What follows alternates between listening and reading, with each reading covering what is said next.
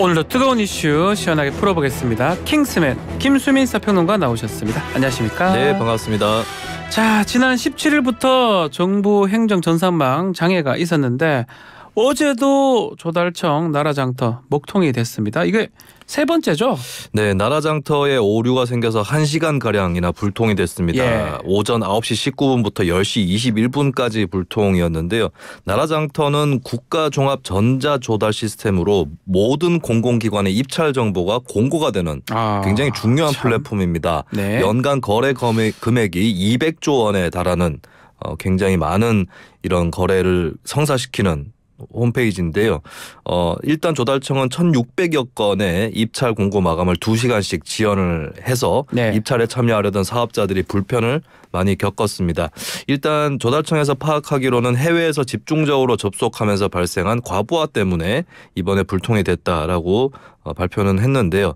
그리고 추가로 드러난 사실들이 있습니다. 얼마 전에 11월 17일 행정 전산망 마비가 됐었지 않습니까? 네. 그때 외교부에서도 일부 시스템이 오류를 일으켰다고 하고요. 그리고 어제도 행정안전부 주민등록 시스템 복구가 됐었는데 어제도 한동안 중단된 적이 있다라고 하는 게 또 뒤늦게 밝혀졌습니다. 자, 행안부에서 20일 행정 전산망 복구 완료했다고 밝혔는데 사고가 계속 뭔가 반복되고 있는 것 같은데 사고 원인이 정확하게 나왔습니까? 네, 전산망 완전 복구까지는 선언을 했습니다만 네. 이 마비 사태 원인에 대해서는 여전히 정확하게 명확하게 설명을 내놓지 못하고 있습니다. 그러니까 어디에 문제가 있었는가 여기에 대해서는 발표를 했지만 어떻게 왜 문제가 일어났는지 설명을 못하고 있는 그런 상황이고요. 네. 소프트웨어를 이제 순차적으로 정밀 분석을 해야 알 수 있는 그런 구체적 원인이 될 텐데 이것이 아직까지 원활하게 진행되고 있지 않다라고 하는 것입니다. 그리고 행안부 측에서는 어떤 장비에 문제가 생겼다는 건 밝혀냈지만 어떤 부분이 문제를 일으켰는지 더 면밀하게 조사를 하고 있다라고 일단 밝히고 있습니다. 자, 내년 전자정부 예산 지금 74% 삭감된 상황이에요. 올해 494억인데 내년에는 또 126억 이런 상황인데 그렇다면 더 문제가 될 것 같은데 자, 전산시스템 개발 운영을 외부에 위탁하고 모니터링만 한다고 하던데 네. 그렇다면 실질적으로 문제가 터졌을 때는 자체적으로 해결할 수 있는 겁니까?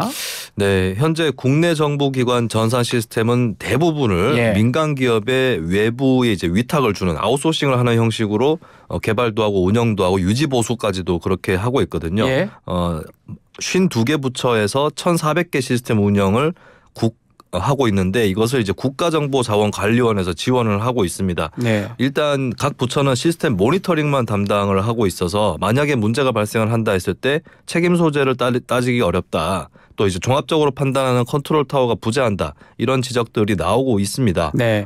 사실 외국에서도 미국 국방부 등을 포함해서 외부 업체에 아웃소싱을 주는 방식을 쓰고는 있는데요. 네, 하지만 미국 국방부 같은 경우는 시스템에 직접 들어가서 문제를 해결할 수 있는 전문가들이 포진을 하고 있습니다. 그러니까 한국도 아웃소싱을 주긴 주더라도 이것을 관할할 수 있는 전문 인력들이 필요한데 아직까지 그런 것들을 갖추지 못하고 있는 거 아니냐. 이런 지적들이 나오고 있습니다.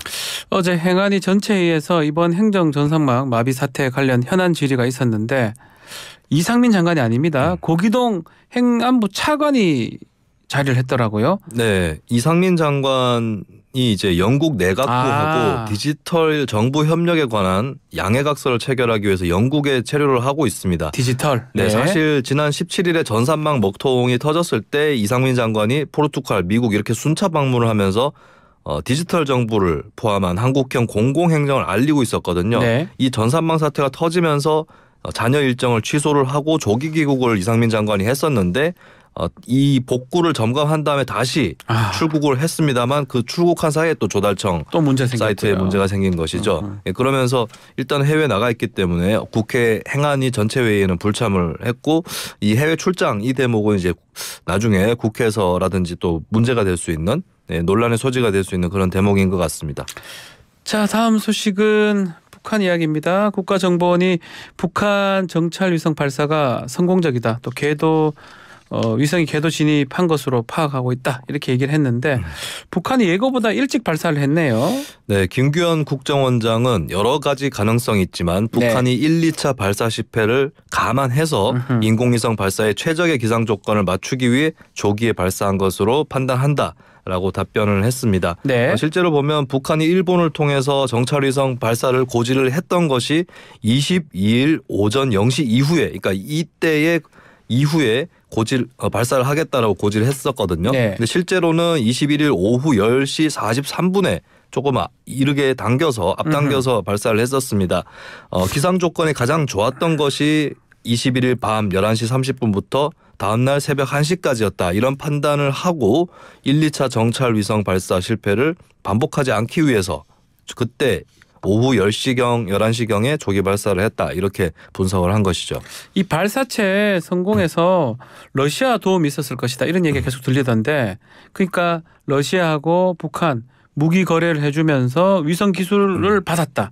이런 의미가 되는 겁니까? 네, 국정원은 북한 발사체 성공에 러시아의 도움이 있었을 것으로 판단한다라고 보고를 했는데요. 일단 그 근거가 어떤 것이냐면 북러 정상회담 당시에 푸틴 러시아 대통령이 북한의 발사체 자체를 지원하겠다라고 공개적으로 밝힌 게 있습니다. 그렇죠. 그리고 그다음에는 회담 후에 북한이 설계도 하고 1, 2차 발사체 관련 데이터를 러시아에 제공을 했고 또 러시아가 그 분석 결과를 북한에 다시 답변하듯이 제공을 하는 이런 정황이 확인됐다라는 것, 이것을 토대로 이제 국정원에서 판단을 한 것이고요. 다만 러시아 도움을 받은 정황 이외에 네. 더 구체적으로 확인된 것이 있느냐, 이 질문에 대해서는 이제 국정원은 구체적으로 확인된 것은 없다라고 답을 했습니다. 자, 그렇다는 거는 이제 북한이 이제 군사 정찰 위성을 통해서 한반도 지역의 한미 군사 활동 이것을 실시간으로 확인하고 정보를 획득할 수 있다. 이렇게 되는 겁니까? 네, 이에 대해서 미국 싱크탱크인 전략국제문제연구소의 빅터차 한국 석자 그리고 앨런 김 선임연구원이 긴급 현안 보고서를 발표를 했는데요. 네. 이들이 밝힌 바에 따르면 제대로 작동하는 군사정찰 위성을 확보할 경우 한반도에서 미군 및 한국군 정보가 실시간으로 북한에 전송된다. 이는 북한이 생존 가능한 핵 억제력을 확보하는 데 진전이 될 수 있다라고 내다봤습니다. 그러니까 군사정찰 위성이 이제 북한에 여러 정보를 안겨다 줄 수 있다라고 하는 그런 취지의 내용인 것이죠. 네. 근데 다만 동시에 한미의 북한에 대한 공격이 임박했다는 주장이 현실이 아니라는 것을 보여줄 수 있다. 왜냐하면 그들이 정보를 입수를 하면서 한미가 지금 북한을 공격하려고 하는 건 아니구나 이렇게 깨달을 수 있다는 얘기죠. 네. 그러면서 이것이 거꾸로 한반도 안정화에 기여할 수 있다. 이렇게 또 덧붙이기도 했습니다. 그리고 향후 대응도 중요한 문제가 될 텐데요.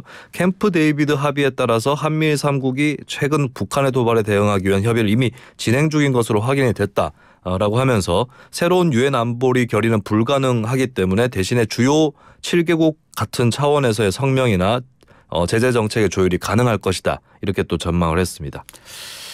자, 이 북한이 이렇게 기습적으로 군사정찰 위성을 발사하자 우리 정부가 빠르게 9.19 군사합의 일부 조항 효력 정지를 했는데요.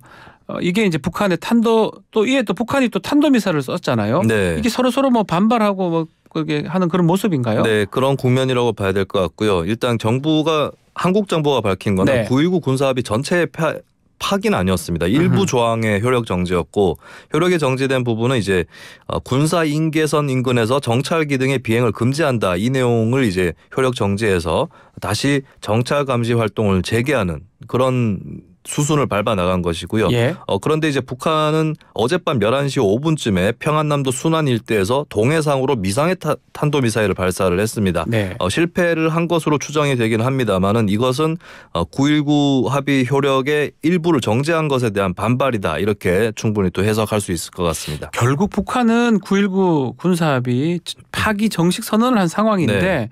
이렇게 된다면 한반도 긴장이 더 고조되는 거 아닙니까?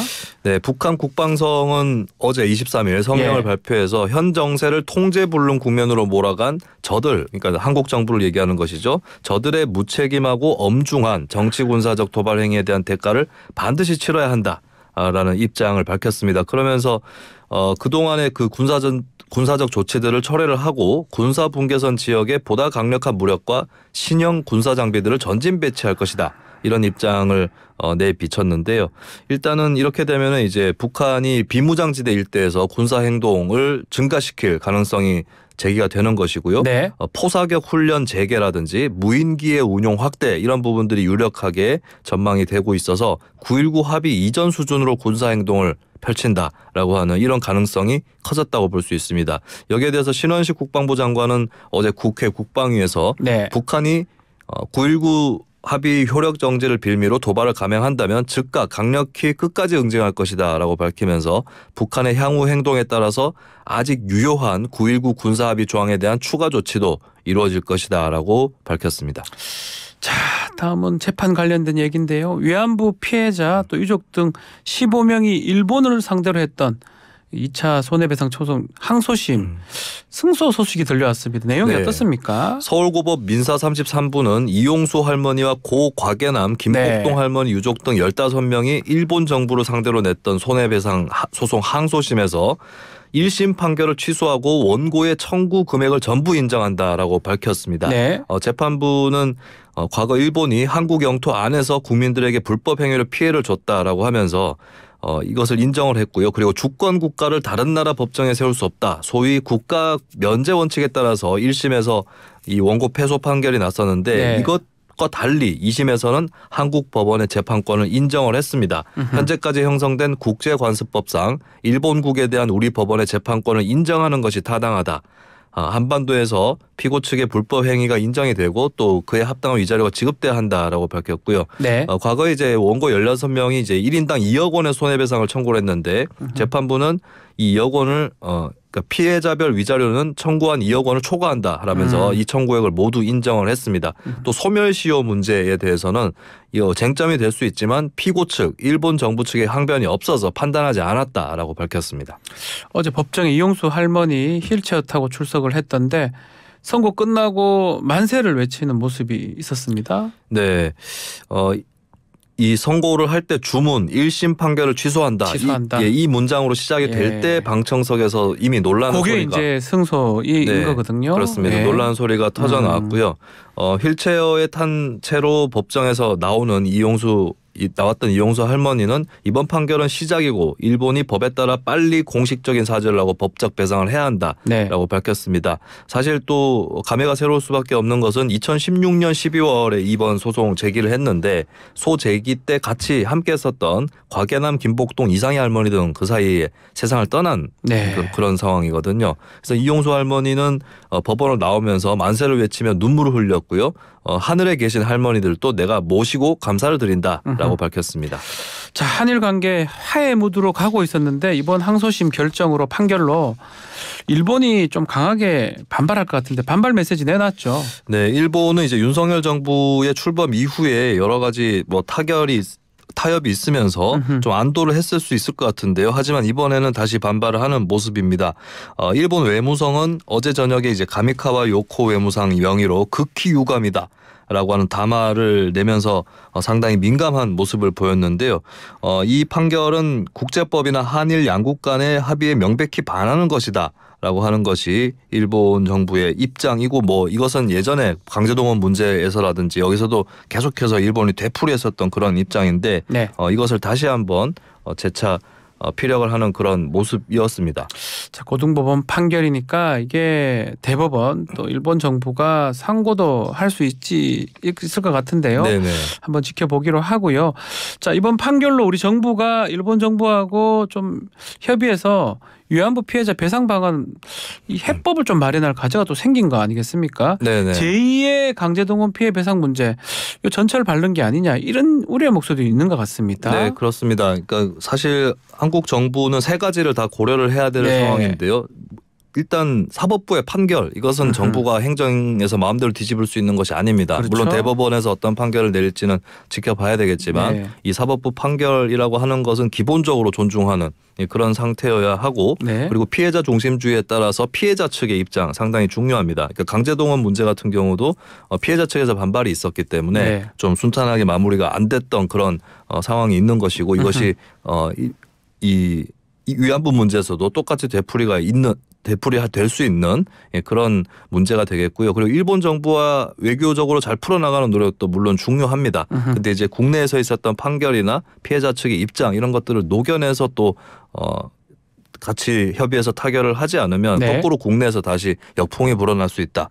이것은 이제 또 정부에서 유념해야 될 사항으로 보입니다. 알겠습니다. 자, 오늘 킹스맨은 여기서 마무리를 하겠습니다. 김수민 평론가 감사합니다. 네, 고맙습니다. 1부 마치겠습니다.